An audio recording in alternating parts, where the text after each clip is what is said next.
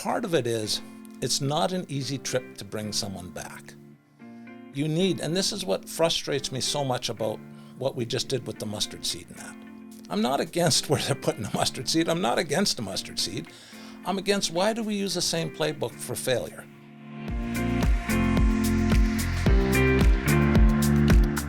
This episode of Bring Back the Porch, brought to you by Bernie Leahy, River Street Realty. Let's get you home.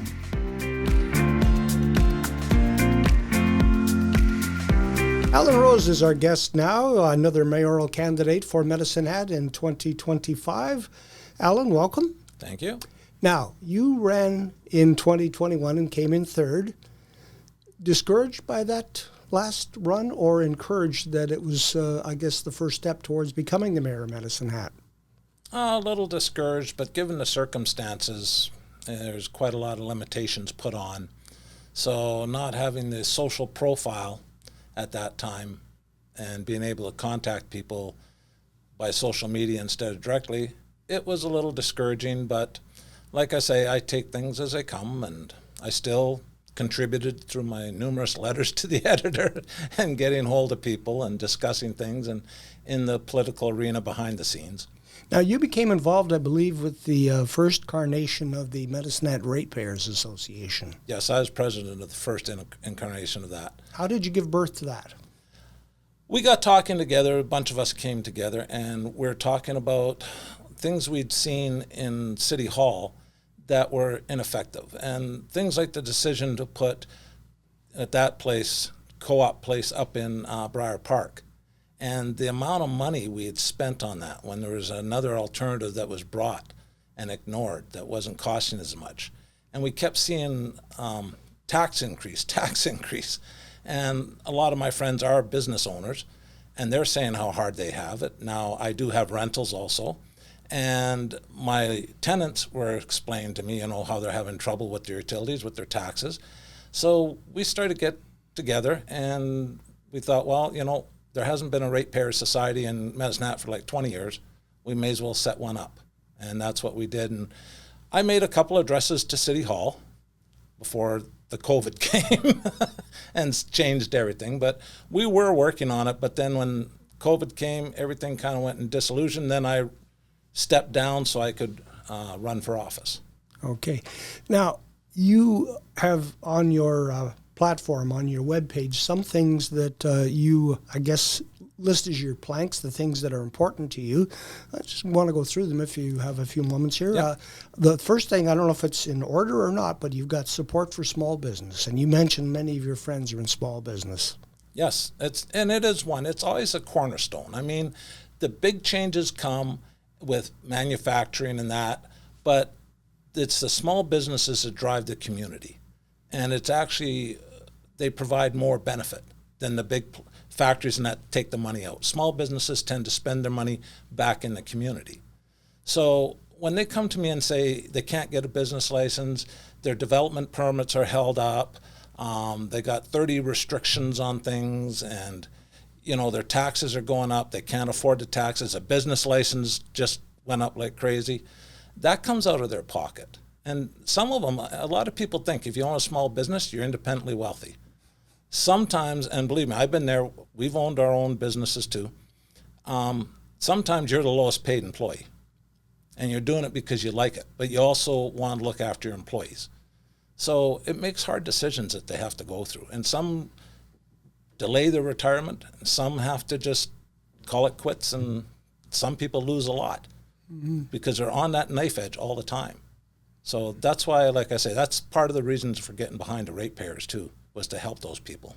I think things that people don't realize in small business that, when your business property tax goes up, your utilities go up, your business licenses go up, that all becomes a cost of doing business. And where does that get passed on to? Yeah. To the consumer. And see, that's the part that I tried to explain. I did a video on this about the failure of council last time to fight hard to keep the property tax increase to zero.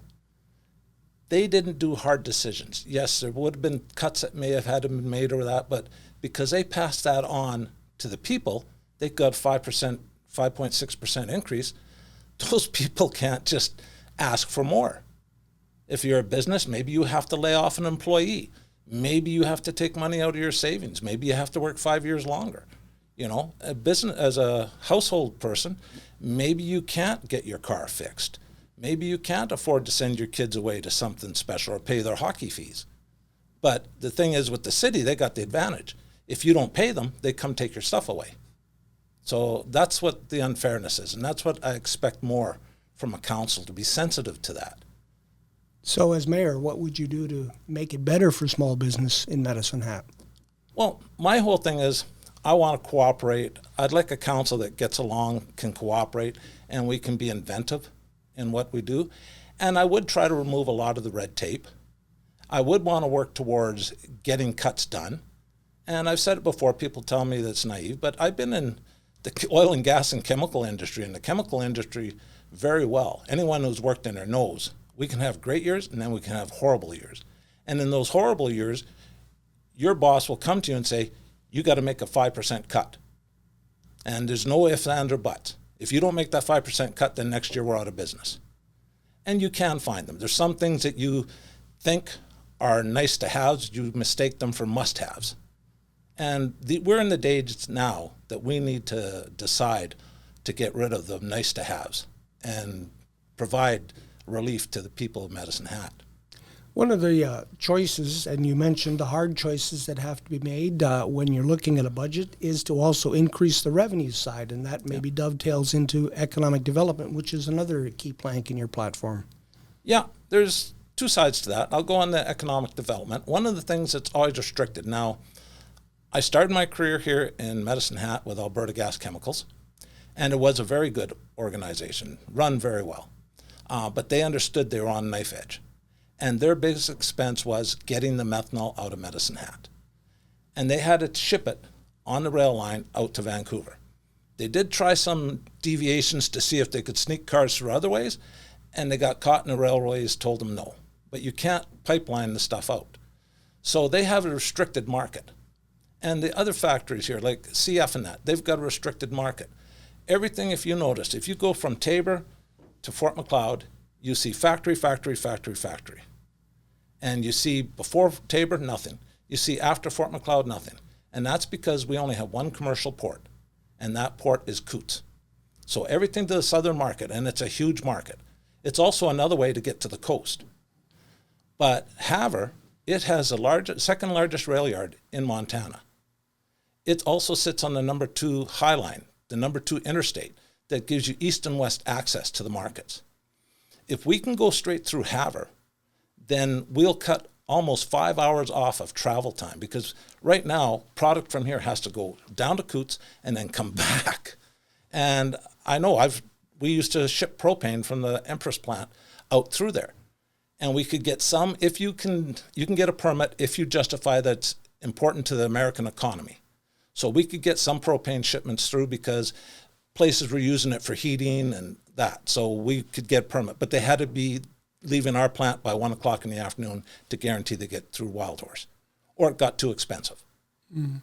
So that's why, like I say, I'm pushing for that. And the U.S. government's in favor of it, because I don't know if you've been down through Wild Horse, but you notice a big difference between the Canadian facilities and the Americans. The Americans improved the highway to Havre, and then they built that huge facility there. And they were very much in favor, but the ball got dropped on this side. And this is why I want to put a lot of emphasis on there, because once we do that, we will see a tectonic change in Medicine Hat. We will now become a trucking center and a manufacturing center. Economic development also broadens the tax base. Yeah, that's when you get, we saw that was supposed to happen with Aurora. You know, you get that, and this is the thing, when you got a boom of any kind of economy, no one complains about minimum wage, no one complains about spending, because everyone's got money. But when you're suffering like us, that goes down. And the other side, I would say, with economic development is we've got to stop losing money. We keep doing projects that are losing money.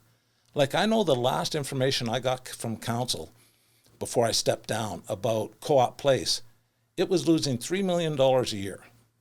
And I've never seen anything on how to mitigate that. No one's brought up any ideas, any creative solutions to mitigate it. What can we do? But that's a lot of money to lose. And then we keep doing these projects that come out and they're not well thought out, they're not consulted, and we spend a lot of money, like the small traffic circles up on Division, where they spent probably $1 million, and then they say drive over them. Don't worry about them. I mean, this is $1 million of the people's money who can't feed their family, pay their taxes or utilities. I mean, how that consultation doesn't occur. Like, I was just down in Riverside because they're talking about it down there, and I was talking with the people from the community, and actually I would like to see a lot more of those held. That was very good. People put their name on their shirt with a tag and where they lived and how long they've been there. And you could go around and talk to them, and I wondered, why as a city don't we host more in each community like that so we can go out and talk to them? Why are we afraid to talk to these people? I mean, we're their employee. You know, you should know what your boss expects of you. Mm-hmm. And that's why I get so concerned when we start hiring lawyers to block people from coming in and talking to the counselors. I mean, how did we get to the point that we infuriate people so much? You know, that's, I think we need a reset on. As mayor of Medicine Hat, would you be a salesman for Medicine Hat? Oh, yeah. I've had other companies. In 2004, I was importing electric bikes, just a little too far ahead of the curve again. But I went out, branded that, and I was lucky enough, I sold it off to some people, and they didn't do it, but I loved the branding. I just got rid of another company I had just before COVID.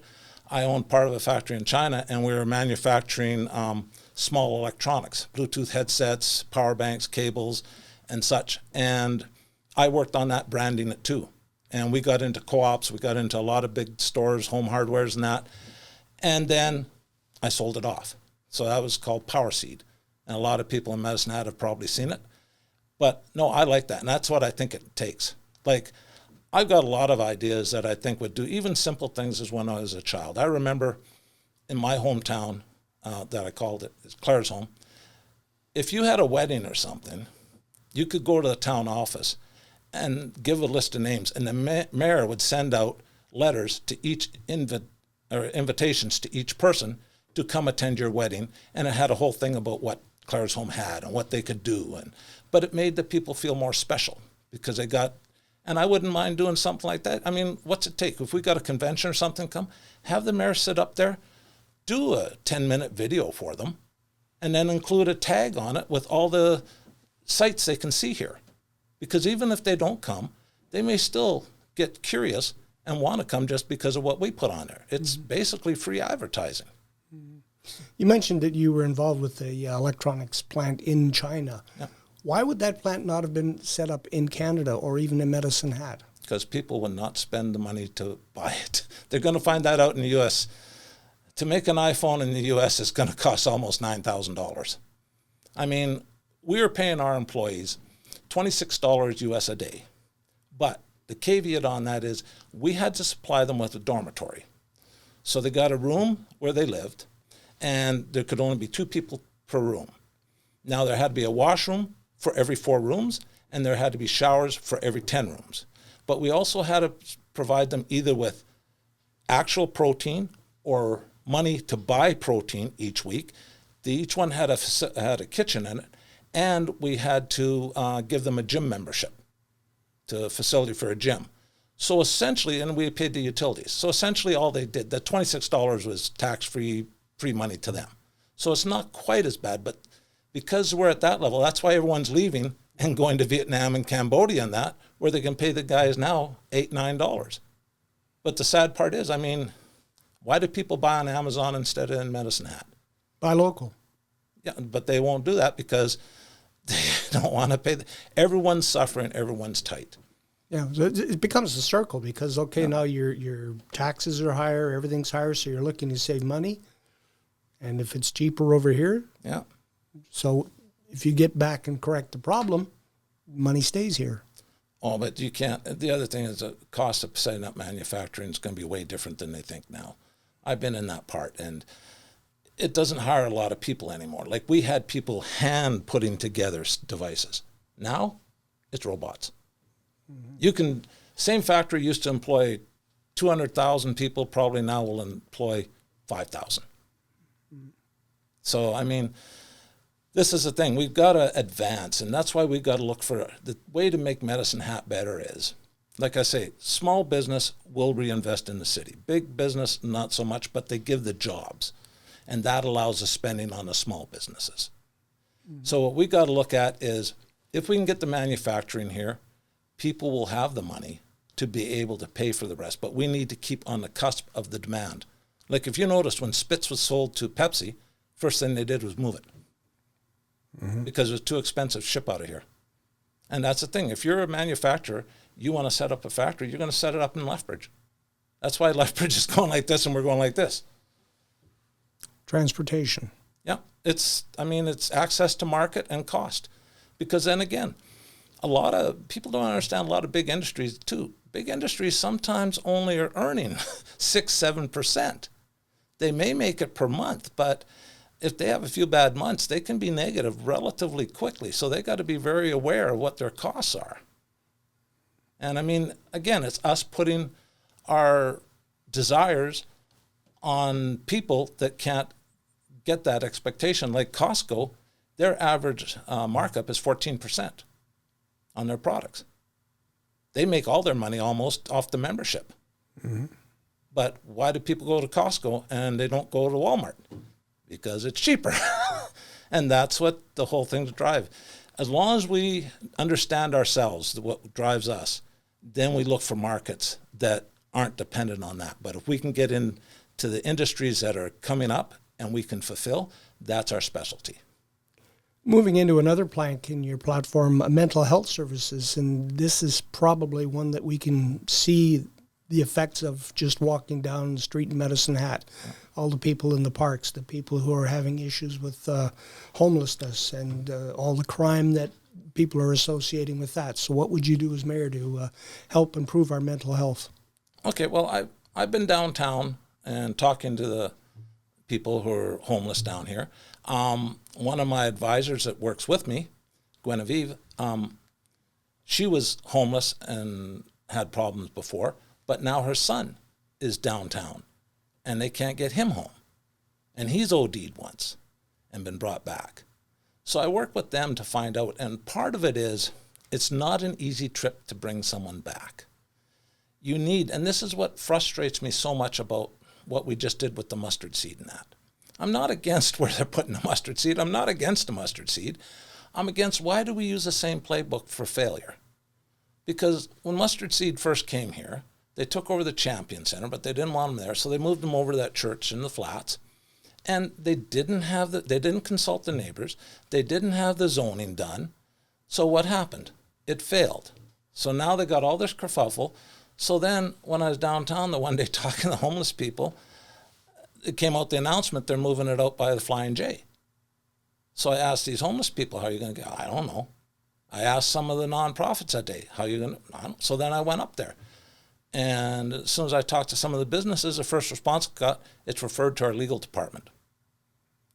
And I found from inside knowledge, like I say, I know a lot of people in Medicine Hat, they tell me stuff in confidence, that it's not zoned for the purpose. So now we have to go through a rezoning. So what is going to be the chance that people, and I've also got a lot of people from Access Condos contacted me. What is a chance that's not going to be very expensive and a lot of legal challenges going?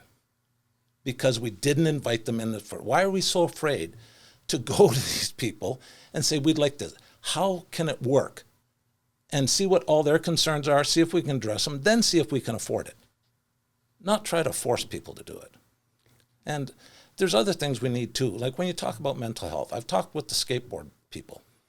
And you go down to Kincooley, you see they got a really good skate park, but there are better ones. But these guys paid over 80% of it themselves. And the city was resistant to give them anything.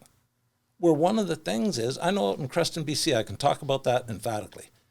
It has a better facility than we have. There's 5,000 people there. And every time I go down there, there's kids there all the time. And guess what they're not doing? They're not on their phone. They're not sitting around bored.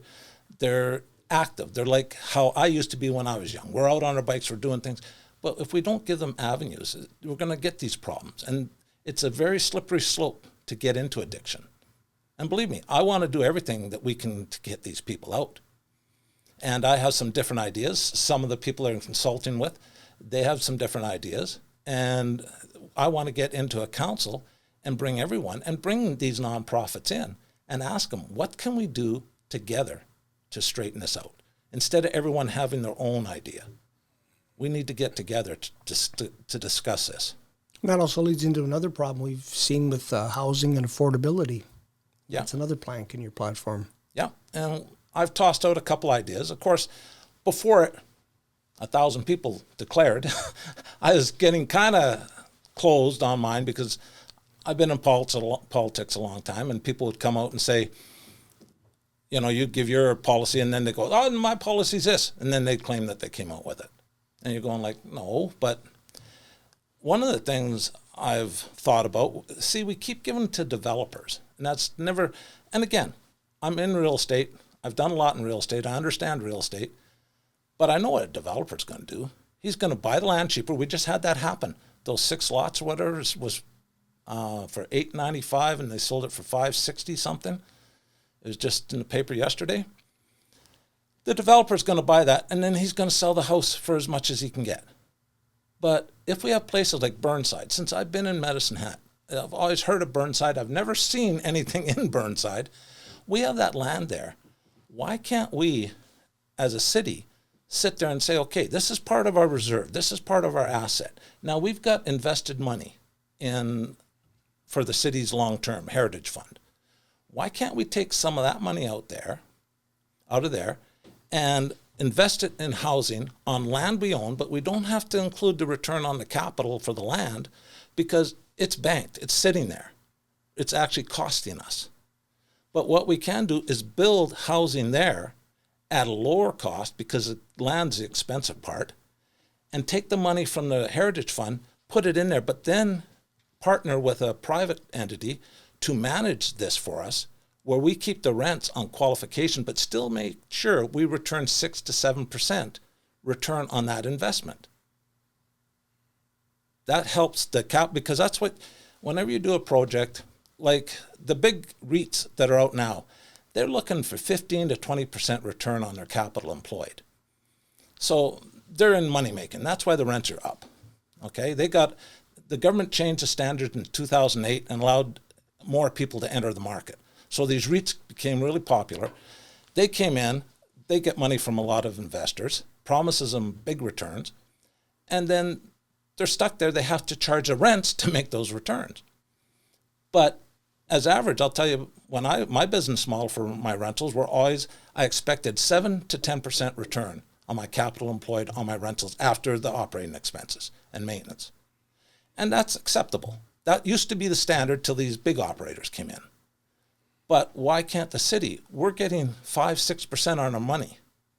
If we can take some of that, put it on land we're not using, and actually stop it from devaluing, and maybe return some back to us and give us the same return, that's a win-win, and it's not that hard. But I'm not for selling to developers cheaper, because we get nothing out of that. REIT, maybe you want to explain what that is for someone who's wondering what that acronym means.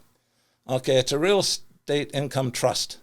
It's a tax-preferred way for a realty corporation to bring in their money and distribute it in a tax-friendly way through dividends and that. So that's the main reason. But the company running it also makes a nice profit on operating, just like you do with mutual funds. Okay. All right. Transparency. You alluded to it earlier where some people felt the city wasn't being transparent enough. They were constantly going to the city for information, and then it was causing problems in City Hall. As the mayor, what would you do to correct that? Well, I've already committed in my platform is that I would be very open to have quarterly meetings, town halls that I would attend, and I'd take all questions. Because again, my perspective is I am the employee of the employer. And that puts pressure on me to make sure that I am sitting there making decisions in council that I have to explain later. Because it's not so hard. If you're not doing anything wrong and you understand the decision you're making, why can't you explain it to people? Like, sure, I will agree, some people will not be happy. because it just doesn't. This is a democracy. So yeah, there's times 60% are going to get, 40% are going to be upset, but you should still be able to be there and explain it. I have heard from some of the other candidates that perhaps their efforts at being transparent in this council, doing more business in open than opposed to closed, might have given the impression that they didn't know what they were doing because they were trying to be as out in the public and open as possible. Any I don't reaction know. to that? Yeah, my view, and believe me, I've been watching them for a long time. My view on that is more, they aren't doing their homework ahead of time. I don't think they really I agree. If we have and I've talked to some other council candidates that are running, and there's a few that are on the same page as me, so I do hope they get in, even if I don't, because they'll be drivers for this, is that you come from behind the scenes. As a mayor, I'm the team leader. Now, I worked on a lot of other teams as a leader and as a member. It's the team leader's job to make sure all the other team members are up to speed at the same level and have the same information so that they can then discuss coherently what's happening. What we see in Medicine Hat is, well, if I had known that before I voted, I wouldn't have voted that way. And you just go like, what? How did we get to this position? Like that reflective solar plant that they built. The city lost about $10 million of our money, $16 million overall with the government grants, because it didn't work. And the end result was, well, at least we know it doesn't work now. You're referring to the Riverside Water Slide project, yeah. The reflective solar. Mm-hmm. And you go like, that's $10 million. This is what I say, if we stop losing money, that'll have a big enough effect too. And the transparency, like I say, I can see it's very apparent that some people aren't prepared coming into council. And you can't really blame them on that because, I mean, it is a part-time job. They have a full-time job. But it's a team leader's job to keep in communication with them and help them. This is a thing of a team like that. If everyone on the team works with the same idea to make each one successful, then the team will be successful and the city will be successful. It's not that hard a concept. One of the jobs of a councillor in Medicine Hat is, of course, overseeing the energy division. There's been a proposal for a municipally controlled corporation, sort of an arm's length way to take a lot of that off the plate of city council. Where do you stand on that? Well, I fully understand why everyone is so tied to it. It's in our DNA. The city has controlled it for so long. But there have been some, what I would call, questionable decisions that I would not have seen in industry. The last one was the Samus Solar Project. It confused the heck out of me because council approved $7.4 million to buy the project from DP Energy. Then they asked for $600,000 to do a feasibility study. And you go like, did I hear that right? Are we backwards?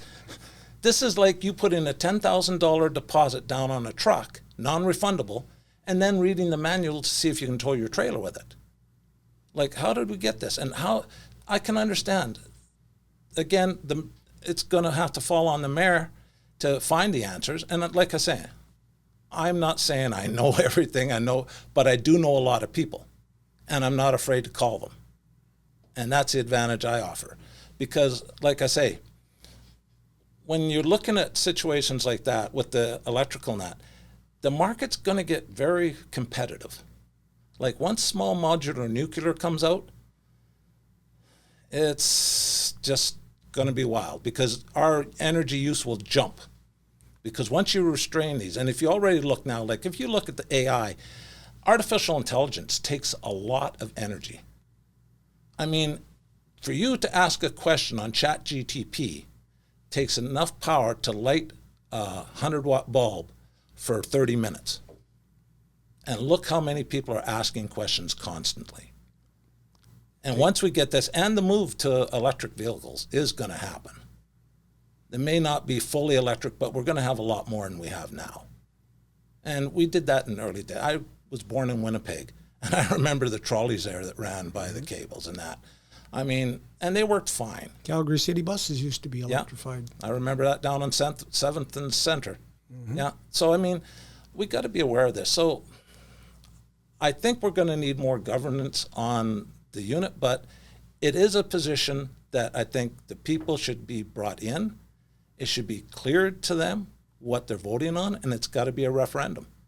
If we can't explain why we should move or should not move or what the advantages and disadvantages are, then we're in trouble. We're not doing our job. But any move on that should not be done by council. It should be by referendum. Let the people choose. Yes, because it is. It's part of our heritage. It's part of our image. We call ourselves the gas city. But if you look now, natural gas is killing us. So, I mean, it could be electrical pretty soon. One final thing I wanted to get into from your platform is the city infrastructure. Where are we standing? Do you think we're in good position, or do we have a deficit that we're going to have to make up? Oh, we have a deficit. I mean, the sewer lines up in Southridge, the concrete ones that failed, and they had to do them, but then we got wooden pipes down in the flats and that. It's a deficit. And I looked at the transportation plan, and I don't know why. I can't find anything in the transportation plan that mentions transit. Like, I look at it, and I've ridden a bus here, and there's a reason I don't ride the bus. Because it's like over 2 hours to go from my house in Ross Glen to up by Co-op in the north. So I could almost walk that distance in a day. So you won't use it. But we don't have anything like skeletal roads. Somehow we miss that. A skeletal road would be like how Deerfoot Trail is in Calgary, okay? Like, my idea was to connect Division with a new bridge and go north and south Division and go straight up into Northlands. And you could go all the way from Southridge to Northlands. Let that be a higher speed, an alternate to the highway, but it dissects the city. And by doing that, you'll have people who can go direct. They're not going to go through these communities anymore. So it calms them naturally. And yet you could have express buses going north and south, and then have collector community buses coming out, doing smaller routes, coming in and out, connecting these with these expresses, which again will make it more efficient. And that's, like I say, I don't know why that's not in the plans.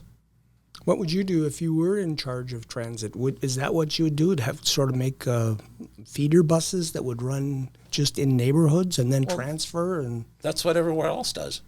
I mean, I go to Manhattan once a year, and I take the crosstown and the subway. Subway's up and down express, crosstown, and that's how everyone. In China, same way happens. I mean, in Europe, I go down, whether I'm in Munich, Hamburg, whatever, same thing. But I wouldn't do it. I would try to get council together and then put the pressure on our administration to develop plans in compliance with that, with best practices, and make sure they link together. Because each one affects each one. And to have a traffic plan without putting an emphasis on transit doesn't seem pertinent to me. Alan, sum up why people should put their X beside your name on the ballot. Well, if they really want to see an example of collaboration and openness, that's the main reasons. Because I will be open. This is why I came in early. I wanted a booth at the Stampede because I wanted to get people's contact right away. I've been to a bunch of other organizations at Grange to Glory, the Riverside. I'm holding another meet and greet here on Thursday. I've had one earlier. I'm trying to get out to as many people as we can because all I look at myself is to make this city better, because I understand all the people before us put up with a lot of things, did a lot of hard work to get us to where we are. Now it's our turn to do that. There's people that didn't have the advantages I had when I came to Medicine Hat. And that's what made me a better life. Now it's my turn to help them get the advantages back so they can have a better life. Alan Rose, thank you very much. Okay.